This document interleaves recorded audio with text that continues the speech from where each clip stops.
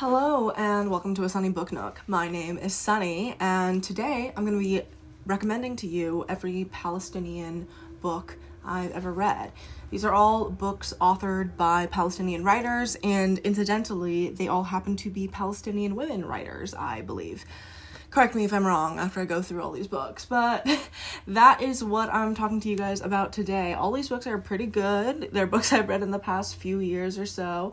And they're books that I just want to highlight because, you should read Palestinian writing. There's something to be said about how consuming and reading the pain and experiences of others makes you feel like morally better for having done that, or as if that itself is an action, when it's not. But I do think, of course, reading is obviously something I love to do, and something that's very powerful, as is writing. And I just wanted to share this list of books that I have read in a consolidated form. Remember to follow BDS, Boycott, Divest, Sanction, and to call for a ceasefire in any capacity you can, from your city council to your government representatives, etc. That is really needed right now. Let's get into the books, shall we? The first book I'm talking about here was one of my favorite books of last year, not 2023, but 2022, and that was Against the Loveless World by Susan Abulhawa. She's another book that I need to read, Mornings in Jenin, I think, but this is the book that I picked up just sort of incidentally. I checked out the audiobook I didn't check it out. It was on my Everand subscription. Everand is what Scribd used to be. I had that saved, and then I was just listening to it, and I was like, hold on. This is incredibly moving. We're following this woman who is in a solitary confinement, high security Israeli prison. So every time she speaks to someone, it's with a journalist or whatever who is asking her about her experiences in usually an extractive and exploitative and fucked up way.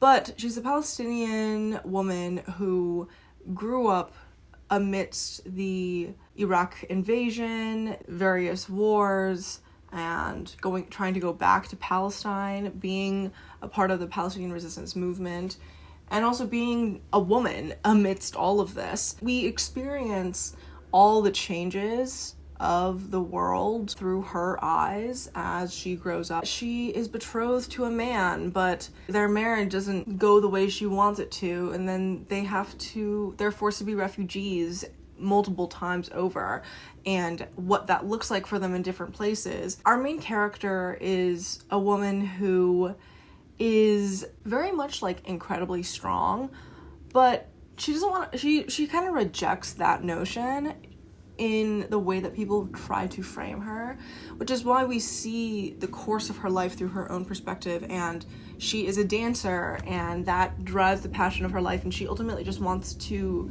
fall in love.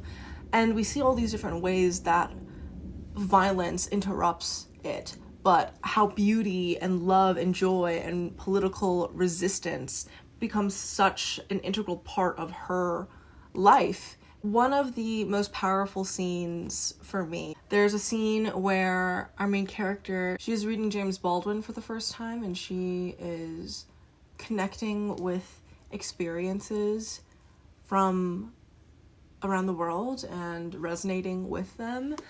It's just such a beautiful and moving portrait of one woman's life throughout these really tumultuous and important points in history, and her role within it that eventually led her to the place where she is now at the beginning of the book and throughout it as we're going back in her memories and she's recounting it, which is this solitary confinement cell in a very high security, high-tech Israeli prison. The other book I have here is You Exist Too Much by Zaina Arafat.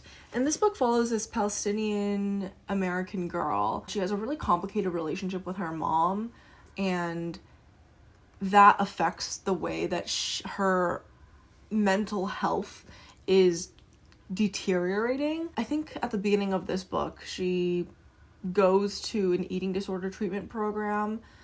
she also gets involved with these various people. She's bisexual. She has these various affairs with this, like, one professor woman. She has another affair with other people. Like, we're basically just seeing her life as she goes through some crazy shit, but, like, in almost a kind of mundane way. And it's very much about her turmoil about her relationship with her mom and her queerness, like coming out to her mom who's Palestinian and what that looks like, and being Palestinian American in different spaces, what that is like for her, and going back to her homeland or in Jordan or Lebanon, and like what traveling throughout all these places, being based in New York but from these other places, that diasporic sort of young adult experience and contemporary life is really something that this book sits in and explores, and that's the world that this book lives in. And I think, like, because we get first person eye voice perspective of our main character and like the shit that she's going through and the things that she's remembering, the things that she's thinking, and how and why she got to the place where she is, it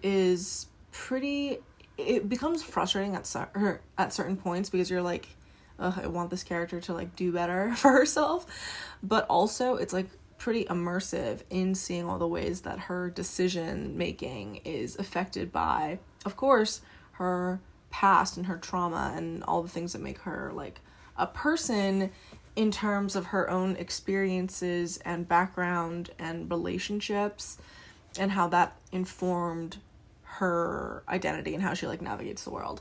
So this was a very interesting read. It's kind of like depressed woman moving type novel a bit, and it kind of has that like female lit fic vibe that I think that, you know, if that's your thing, you should pick this up. Okay, now to talk about a historical romance novel series. Hard shift, I guess. But Diana Quincy's Clandestine Affairs series, I think it's like My Night with the Duke or something like that. Like, these are the books, okay? There's 3 books in this series of the Clandestine Affairs, and they're all very good, in my opinion. They're all really sexy, fun, historical romances, and Diana Quincy is a Palestinian American romance author, historical romance writer. Like, she does something really interesting in all 3 of these books. I mean, historical romances are funny to me, or I mean, all romances that are in series are kind of funny to me, because they all rotate around the same like friend group or family, and like we see the different family ties as they're kind of tangentially related to, like, we'll follow the love affair of like one sibling in the first book, and then the other sibling in the second book, and then like their cousin in the third. Like, that's, if you read romance novels, that you know what I'm talking about. But in this series, I think the relationship between each of the heroines and heroes, like the love interest, all the different connections are they're well done. I like the way that it's done. I also think that the way that Quincy is able to insert or create these characters set in like Regency England who are Arab or part Arab is really fun and interesting, because we'll see like a main character who is a woman whose like mother and grandparents are from the Orient, like are from Palestine, and who married like a merchant and then, or a marquis or whatever, and like now they're in London.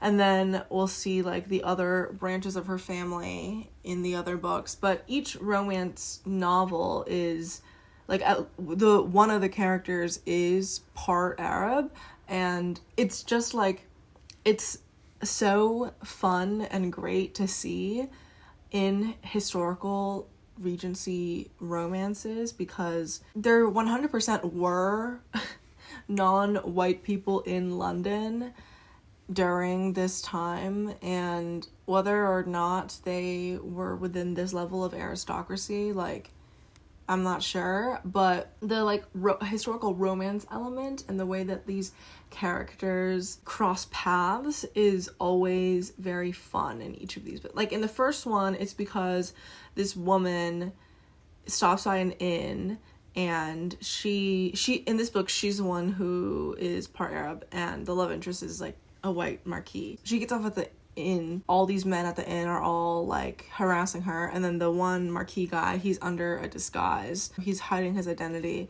They have like a one-night stand essentially, but then it turns out he's a Marquee who is betrothed to her stepdaughter, and then we see what happens there. There's also one of these books is about a bone setter, and she is the daughter of this Arab man who was a bone setter. So basically, like, if you broke a bone, he would put it back into place, or, you know, if you have back problems, like, get physical therapy type thing. So he did that, and then she now is trying to inherit this business and run it with her business partner, this dude. And then one day this guy comes in who's like a duke, I guess, and because he saw her in a tavern or something with wearing the pendant of his murdered parents, and he is a kind of estranged duke from the first book. We see him in the background of the first book because he's like, oh, this man who he's my friend, but everyone thinks he killed his parents, so no one likes him, no one talks to him, so that's unfortunate. So that's why he's like a bachelor or whatever at his grown age. Anyway, so he goes to her bone setting like clinic, and he is like a soldier from the first war or something like that. Is that the Regency era? Was it the first war?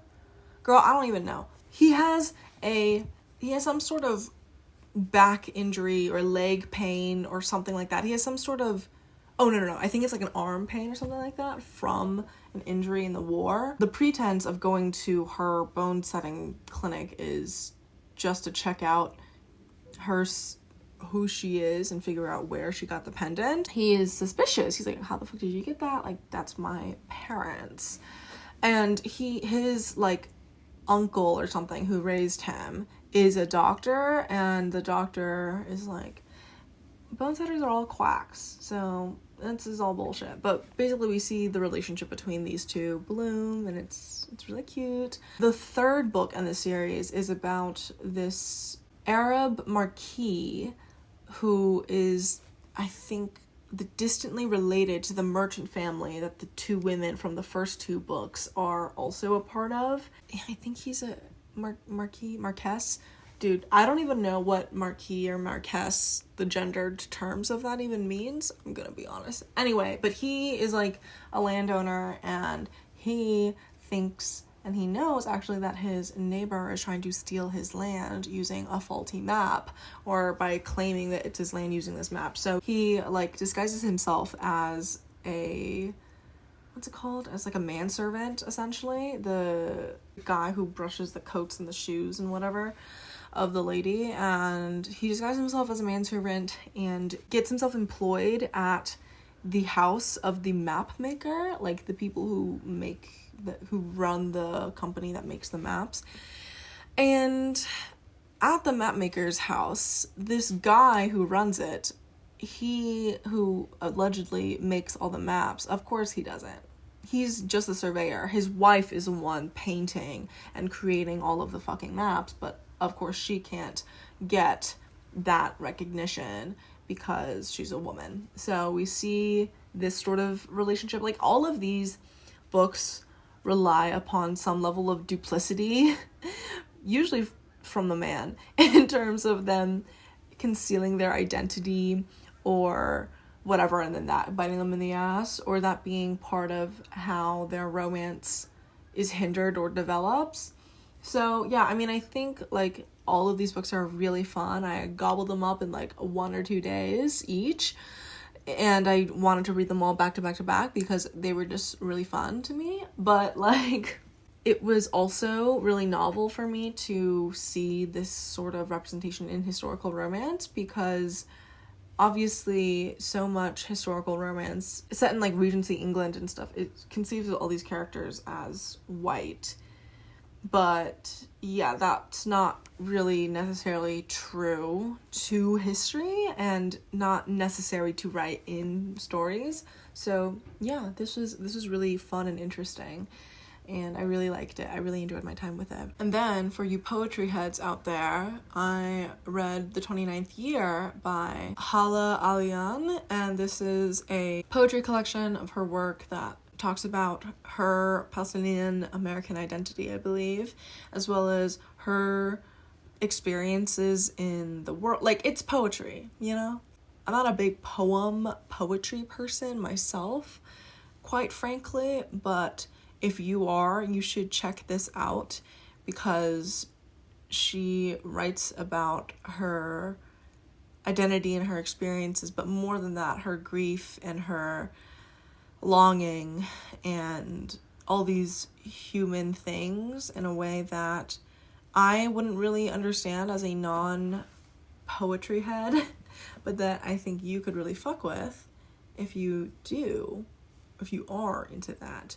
And yeah, I feel like this is a less hyped up Palestinian poetry collection. I feel like there are some Palestinian poetry books that are like people really enjoy and recommend, which that's so fair, and those are things that I really want to read and need to read, and I'm in the process of reading. But I think this one I haven't seen as much, so you should pick this one up if you are interested. And another form of book that isn't like a novel that I wanted to talk about is a play that I read called Fireworks by Dalia Taha. And this is a play that is so heartbreaking. It's about this family and their trauma amidst and after warfare. We're following this family that has lost one of their children. It's a recent loss, and we're seeing how these small children and these parents are coping with it not well, as you can imagine, and the constant presence of like the occupation's forces and the violence of this world, the inability to even grieve or be in a post-traumatic state when the reality of your life is already so traumatic and there's no escaping that. You can't move on from that, and the grief is like constant and inescapable. I mean, it's such a moving and tragic portrait of life. The way that the children are written as well, and the way that they play and interact with each other on like the streets, and it's just heartbreaking. But beyond being heartbreaking, it's not like trauma porn or whatever. It's a play that details the experiences and like the real life true feeling of what it's like to lose a child and what it's like to survive war, and mental unraveling of people, like the mental health crisis of these circumstances. It's very good. It's moving and incredible. So I would recommend this play if you're into reading plays at all. And then I've read a book that's a very short novella called Minor Detail by Adania Shibli.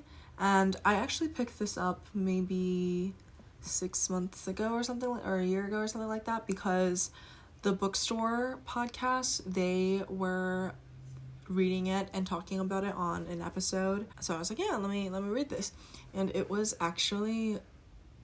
terrifying. And it was very good. It was very moving. It plays with time and history, legacy, memory, reality through these minor details, through these individual experiences of people as they overlap with each other and connect with each other across time, across space. Because the first half of the novella is from the perspective of an Israeli soldier as they kidnap and rape a Bedouin girl as they're doing the Nakba, like conquering Palestine. It is horrific, as you can imagine reading that, but it's also written at such a distance and at such a remove, and the way that he speaks to the other soldiers and commands them,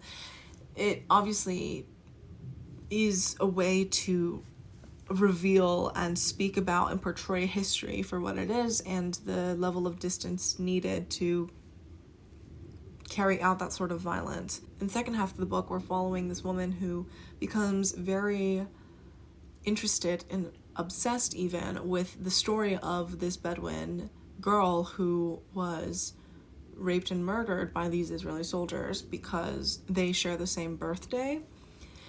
And so she goes on this quest to attempt to find more information on her. And obviously she's Palestinian and she lives in Palestine, and her trying to get more information about this girl, going through all these different checkpoints and staying at these different places and speaking to these different history archives, and her feelings and her mindset and like why she is obsessed with this particular story in this instance, and the abruptness of like the ending and all of and how that speaks to the continuation of the circular nature of women's experiences of colonial violence. It is very well done. I understand why a lot of people are reading this lately, I guess. I've seen a lot of people pick it up, and I would still recommend it because I think it's pretty good. It's very good. Finally, the last book I want to talk about is a book I read probably 3 years ago at this point, and it is A Woman Is No Man by Itaf Rum. I think she has a new book out, Evil Eye, but A Woman Is No Man is a book that I remember reading and feeling so moved by because of the way Rum is able to articulate the experience of being a Palestinian woman who has been uprooted from her home in Palestine and sent to New York City, where she doesn't know anyone, and her husband is out every day and she's at home by herself. She doesn't speak the language, and as a woman, the expectation of her to not leave the house and to be completely subservient to her husband sort of rules her life and limits her extremely. But then we see her daughters and their lives and the way that Palestinian identity, just being a girl in this Arab household. It's a story that is universal in the domestic sphere of women's and families' lives and homes, and in terms of the matrilineal continuation of inherited trauma and inherited and passed on grief, but also love of mother to daughter, and trying to recover the stories and experiences of your mother and your mother's mother in a way that obviously encompasses such like a broad theme in that, but it's so specific to these times and places, this particular type of Palestinian American experience articulated in this book, that it's really like there's not much else like it, I suppose. I hadn't read anything that did this sort of almost a family saga type story, but in a way that didn't feel hammy, overdone, or like it was too... I feel like a lot of family saga stories does a thing where it does too much. I think this book is a perfect capsule and glimpse at a woman and her family and the women in her family. And yes, it was very good. So these are all of the Palestinian books that I can remember reading and I can find reading on my Goodreads that were all good and that I would all recommend. Let me know if you've read any of these books before, and leave them in the comments, the titles and what you thought of them. But also give me some Palestinian book recommendations. I'm partway through Rifka by Muhammad Al-Kurd. I've had Gaza Writes Back saved on Everand for like a while now. I Also have a physical copy of 100 Years of Palestine over behind me. Like I said, I want to read Mornings and Janine. I also have the book Her First Palestinian saved on Hoopla as an ebook. So, and I started that one, and I liked it's a short story collection. I've liked some of those as well. But yeah, but a lot of those are male authors, which is funny because I just did a whole list of a bunch of female authors. But yeah, let me know what you think of these books, or if you have any recommendations for me that I left out in the comments down below. And like this video if you haven't already, please. I hope you enjoyed this video, and I will see you in my next one, hopefully. Okay, bye!